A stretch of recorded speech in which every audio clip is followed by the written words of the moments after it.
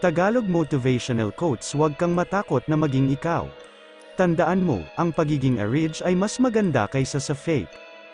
Hindi mo na kailangan ng ibang tao para magkusa ka.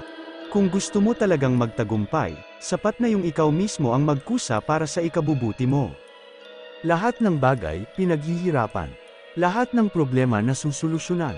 Kailangan mo lang tumayo at harapin yung mga bagay na dapat dati mo pa hinarap. Tapusin ang dapat tapusin nang may masimulan namang bago. Ang bawat kabiguan sa buhay ay paraan para patuloy kang magpursigi, kahit na sa tingin mo na abot mo na lahat ng iyong mga pangarap. Ang tunay na sikreto sa tagumpay ay pagsisikap, at patuloy na pagbangon sa bawat pagkakamali. Ang pagkabigo ginagamit yan para matuto, hindi para muling magpauto.